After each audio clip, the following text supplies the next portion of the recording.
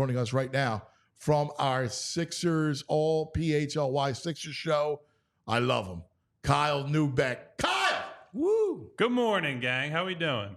I think you kind of see how we're doing. I'm thrilled. I love this time of the year. I love the Sixers playoffs, right? I love this whole thing. I think we all sort of wish they had the week off, right? They're just already in the playoffs, but it does create this cool moment. It's the first play-in game they've ever been in. The Wells Fargo Center is going to be rocking, obviously, so let's do it. Yeah, and listen, you're right, but I like the path, right? Like, so you win tonight, and you got all of a sudden Saturday, 6 o'clock at the Garden, right? Like, that's theater, right? Like, that's a damn monster movie, to quote Apollo.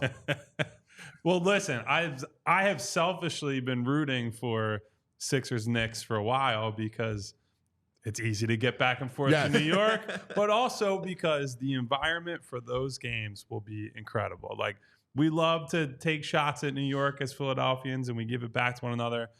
Two of the best places to see a game in the entire league, MSG and the Wells Fargo Center. So I'm really excited about the potential for that, but they do have to get through Miami first. This is an ultra important game because, you know, we could talk ourselves into, if they end up playing Boston in round one, we could sit here and, you know, say, hey, Joel was the best player when he was healthy this year and this and this and that. But Boston has been by far the best team in the East this season. So it's the difference between potentially having a good path to the conference finals and all of us maybe expecting that they'll lose in round one. I as much as I'm the Jolly Charlie and I love, you know, I love the whole thing. And I love how we celebrate in the fanfare. I'm not convinced of myself. If they lose tonight, I will be crushed. Yeah. All right? Because you don't want Boston now. Coming in off a loss before Joel gets really integrated, right? That's not a recipe. You have to win tonight. It is a must win.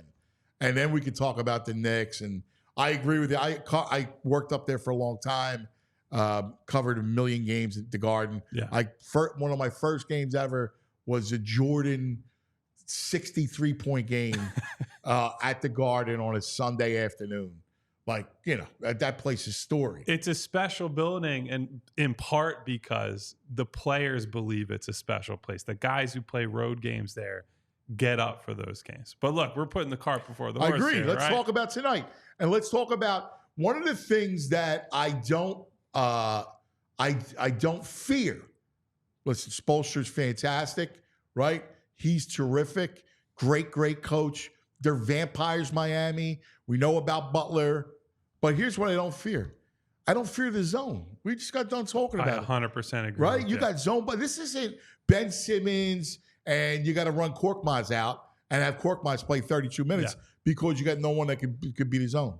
It's a team that is much better set up to beat his zone. I'll take it a step further. Even though James Harden was a much better overall offensive player than Ben Simmons, against the zone, his unwillingness to catch and shoot threes. You know, Joel catches the ball in the middle of the zone, comes back out, swings to James, and it's that moment of hesitation. That's what you cannot afford. I think in the last game we saw them play in Miami, which wasn't quite the level of a playoff game, but is close to it. They missed a ton of open shots, but they were creating open threes against the zone over and over and over and over again. So if you're talking about what I'm actually concerned about, it's not the zone, it's Jimmy Butler, who we've seen raise his game in these big moments, and this is certainly a big moment. And what does Joel have in the tank? Because, you know, he's bigger and he's more skilled than Bam Adebayo, but Bam Adebayo is resilient. He's a guy that will play deep into games. When Joel, whose conditioning still not quite there yet, when he wears down at the end of the game, I think Bam will have something left in the tank. So they got to get their work done early. They got to make sure that they put the fear into Miami in those first 2.5 quarters. So when crunch time rolls around, this game's already over. All right. It's a great point. Let's start off with the tweak that happened Friday night. Obviously, he sits out Sunday. You weren't going to play him on Sunday. There was no need to play him. But people still go, oh, is it okay? Like, the tweak okay? What do you hear about that? So sat out Sunday, but as far as the Sixers have told us, Joel has been in every practice since then. He's been a full participant. And so if we're going to take them at their word, and unless I'm going to sit up here and call Sixers PR and everybody else liars, we have to assume that. I hear the same thing. That's why I just wanted to see, just to make sure. Listen, it is what it is. Yeah. And, he's ready to go, and that's that. Yeah, he might not be 100%, but that's more about the 2 months of rest, rehab, coming back to the court rather than what happened against Orlando. So as far as I can tell, he's ready to go for this game. I know his trainer, Drew Hanlon, came into Philly. It was yesterday afternoon or maybe yesterday evening to come work with Joel, get some extra reps in before the game. So he's clearly taking this very seriously. We've also heard from his teammates. I believe Kelly Oubre said on Monday that is a demeanor switch for Joel, that he's always the consummate leader, all that stuff, but these last couple of days he's been ultra locked in. Well, the thing that's so interesting to me is his story, right, and his rise, because one of the things with him is we all talk about Jimmy in that year and Kawhi Leonard and the whole thing. Well, a couple things. Joel wasn't nearly the player he is today. No. Right? Joel also was immature, right? He was still, the whole tummy ache and the stayed up late playing video games. The diet, the conditioning, all the other stuff. Right. He's a different guy now. And that's not uncommon. When you look at a guy who has his, once you get into your upper 20s and now he's 30, it's like now's the time. It's the switch. And he is completely focused. Yes. So he's completely different. I still think people think about that Miami series and then they think about the subsequent playoff runs where you were saddled with Ben Simmons or saddled with James Harden, right? And they're warts. This is a different team. And Maxey is his co-star. You get an even keel guy with the ball in his hands. Yes. Yeah. And look, Tyrese has no fear, right? And part of that is because Tyrese is well known as one of the hardest workers in the entire league. He has prepared for these moments. And I think in a weird way, he's talked about this recently. The 2 months without Joel has better prepared Tyrese for moments like these for the postseason, because for essentially 2 straight months, Tyrese Maxey was the number one guy on every scouting report. So they're throwing the kitchen sink at him. They're trapping him. They're doubling him. They're throwing weird zones at him. They're playing full court press at times just to get the ball out of his hands. And so now the big guy's back. He's taking the attention, and that synergy that they found, which, by the way, they were working on all this stuff together in the offseason, all the pick and rolls, all the dribble handoffs. Tyrese got together with Joel and his trainer, and Tyrese was the passer in drills with Joel, just so they could start building that trust and that chemistry as the point guard and the big man. And so this has been in the works for months and months and months prior to the season even starting. Obviously, they've been teammates for years. And here's another important thing. I think Joel believes in Tyrese. Yeah, I think he trusts him. And so I think we saw it in the Orlando game. When Maxey has it going in the fourth quarter, Joel is okay saying, you got this, dude. You have earned that right. More than okay. He wants you because he's already a couple times he scolded him. Like, what are you doing? Go, shoot it. Yeah. Take it. And I don't think he needs to tell him that anymore. That's more reserved for the rest of those role players. Like, you get an open three after Joel got doubled, he's in your ear saying, I want you to take that shot. I will live with the results. After playing with Ben Simmons, what he won't live with is a guy hesitating and record scratching in possession. You can't do it. No, you can't do it. Let's go through a little bit. And from the Sixers, then we'll get to Miami. Let's look at Kyle Lowry. Like, what do you expect out of Kyle Lowry? And I do like the fact that you have another, you have a secondary ball handler. You got a guy that knows that can distribute. You got a guy that's playoff tested, that's a warrior. What do you expect from Kyle Lowry? Well, so one, I think he's been instrumental in helping to set up a game plan against them because obviously he's very familiar with the Heat system, the personnel, all of that. To your point you brought up, he is another ball handler. And so if a team decides to sell out against Tyrese Maxey and say, we're going to trap you, get the ball out of your hands, I trust Kyle Lowry to make the right plays. In a 4-on-3, Yep. he's not a guy that's going to get downhill and beat you with speed anymore. But if you create that advantage for him, he's smart enough, he's a good enough passer that he can create some stuff for you. Where I think he really shows his value is when teams turn it over or you get a stop, the hit-ahead passes, the reads in transition are great. He also is a confident pull-up shooter. So if you give him some space, somebody backs off him, he's going to step into a three. And I'm not that confident in him as a defender anymore. Like, look, he's in his late 30s and he's a smaller guard. So it's always tough. But I do think his positional sense, his communication, those are things that matter in any game. But when you get to play in postseason, playoff type basketball, staying connected and on a string is maybe the most important thing for a defense. I think he helps in a big way there. All right, so now you have Tobias and Kelly Oubre. And it's interesting because I've made this point a million times, but Oubre is a fearless Tobias in a lot of sense. Tobias has a wonderful game, but we all know that, and he's a better defender, but we all know that, he shrinks at times. And Oubre is fearless. And that's a big, I think he's become a big piece to this thing.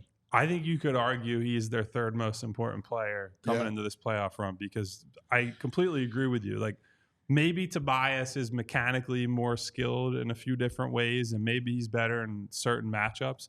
But I think because Kelly is so confident that, I said this throughout the year, he might be 1 for 9 in a game. The fourth quarter rolls around, he will shoot that 10th shot, that open three, and believe he is making it. He will keep attacking in the middle of a cold stretch. And the problem with Tobias is that there are games when he starts, 0 of 2 from 3. No, the ghost, and he becomes the friendly ghost. He's in the background, and you don't know what you're getting from him. You can't count on him. And so I appreciate the relentlessness that Kelly brings to the table.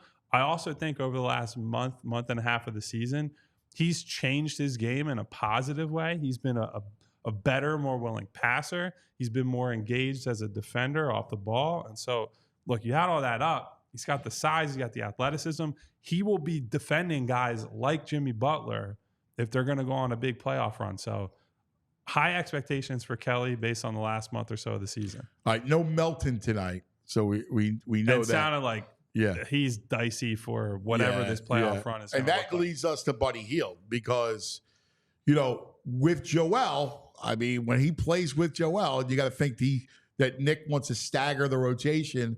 So he's on the floor with Joel. Space, it's got to be there. Yeah. And so he was in a pretty extended slump for a while there. Nick Nurse actually compared it to a baseball hitter where once you get deep into it, you're chasing pitches and you're playing out of your comfort zone. I think over the last week of the season, Buddy kind of got it together. Against the Nets on the final day of the season, nobody really cared about that game. But Buddy caught a heater at the end of that third quarter, hit 3 straight threes in the final minute, and found some semblance of rhythm. Shooters are confidence players, right? There's nothing better than being in that zone as a shooter and just you feel like everything is going to go in. Yeah. And so getting one of those really good games to end the season, I think is going to help him build that momentum going into the playoffs. Hopefully we see that tonight. Yeah, I agree. I think that was paramount, the fact that he had a game, he had a stretch like that. Yeah. Because that on the way to a NBA Finals or the way to the Eastern Conference Finals, so you need those moments. You need those stretches where they're so big, to score bundles in 3 minutes is a big deal. Yeah. Like it changes the flow of a game. We know it's always a game of runs, but those bursts are key, man. They just change. Think about if you had Buddy Hield last year in Game 6 against Boston. Probably would have made one of those 1,000 threes that Anthony Melton unfortunately missed. Yeah. But to your point, one of the big things with the way the league has changed, 15-point leads are not like this unassailable thing anymore, right? We see guys go on 12-0 runs in like 90 seconds. Yeah, Wemby alone. When you're somebody like a Buddy Hield who's a dead-eye shooter and you're playing off of Joel Embiid and Tyrese Maxey, guys who, Joel more so, but guys who can regularly command double teams, and you have that quick trigger, you can turn a game before people even realize what happened. Yeah. Let me ask you about Miami now. Yeah. So no Rozier. It's a big That's a huge deal without Terry Rozier for them. So the big thing with Rozier, if you're asking me, is he is a streaky shooter, like a guy who can get hot, but he's also a pretty good defender at the point of attack. He's somebody that you would throw at Tyrese Maxey to try to slow him down. And now you're probably in a scenario where Tyler Hero ends up playing more minutes. I'm not exactly sure how Miami's going to set up their lineup tonight. Hero's a very good offensive player. Yeah, he can't. But Tyrese Maxey has picked him apart Destroyed on the other him. end of the floor. Yes. So I think tonight the Sixers haven't historically been a team that really hunts matchups that hard. I think you could see them doing a lot of that tonight because the Rozier loss there is super important. Yeah, it's huge. Let's talk about the Butler factor and talk about where Jimmy is at. He's scary, man. I wrote a story for allphly.com yesterday where I talked about this. The hardest part about preparing for Jimmy Butler in the playoffs is he just plays like a different guy. Yeah. He shoots the ball more. He has the ball more. He's a more commanding presence because, as we talk about, there's this new rule this year, right? Where you had to play 65 games and a certain amount of minutes to qualify for any awards. And there are a lot of guys, Tyrese Halliburton was a great example, who publicly were like, well, I feel forced to play more. Like I have to do this. Jimmy Butler does not give a damn about the regular season. The whole thing is a ramp up to these games right now. And so he has, over the last few years, kind of mastered, I give this amount of effort in the regular season and this amount of effort in the playoffs. And so he is going to come out the chute ready to go. He obviously always has that revenge factor on his mind. He loves talking about, Tobias Harris over me. Him and Joel are tight, so he always wants to beat Joel on top of that. Which, by the way, it's nonsense, he believes it. Right. Like, it's nonsense in that, hey, Jim, you're the one who tried to have the coup to get stabbed Brett Brown. It's really Ben Simmons over me was the real version of that. I mean, and they were never going to, at that point, they were never going to part ways with Ben. Yeah. Tobias was just the afterthought. Like, they wanted to go to Jimmy first. And then when Jimmy goes, Brett Brown and Ben Simmons or me, then what are you going to do? Yeah.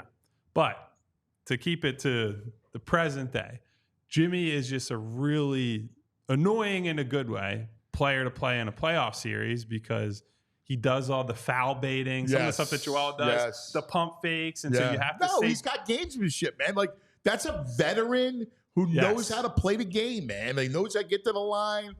He knows the importance of possessions, like the rhythm of the game. When you need to stave off a run, could be in the second quarter, right, or right before halftime. Knowing how to finish quarters, all those little nuanced stuff is what Jimmy does. And he's on the defensive end too. He's a pest where he's good at timing his doubles. Where if Joel has his back to the basket, Bam's on his hip. Jimmy historically has been very good at timing it so that right when Joel is trying to turn and face, he just comes through and pokes it out of there. So you got to worry about him on that end of the floor too. But I'm interested to see who Nick Nurse throws at him tonight because I think on paper, as we were saying, Tobias might be the best matchup for him. Yeah, that's what I was thinking. But I think that's like showing red to a bull where Jimmy's like, F this guy. I'm going right at his neck. Well, but he should. Yes. Like, absolutely. Tobias is actually a plus defender. And he's got length to bother Jimmy. Like, you got to throw Tobias. Man. And Tobias, listen, we don't need you to carry the load scoring. Just go play defense. And he's done that before. Yeah. So we'll see. I think, frankly, you're going to probably have to use multiple defenders on Jimmy. You want to make him especially without Rozier. For sure. You want to make him see different things. Like, they'll probably use Batum a little bit. They'll use Kelly Oubre quite a bit, if I had to guess.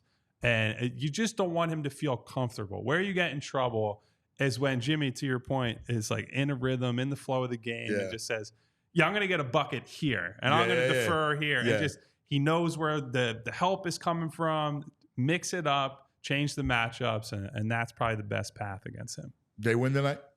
I think so. Look, famous last words. Obviously, I always say they should do this, and the Sixers tend to do the exact opposite. They're the better team. They have the best player. They have Joel's best running mate, I think, that he's ever had in terms of the chemistry, the synergy, all that. They should win. They're at home. And then I'll see you at the Garden Saturday night. Yeah. Love it, I Kyle. love it. Kyle Neubeck, baby. Let's go. Great stuff, my brother. But let's just pretend I didn't say that if they lose. All right.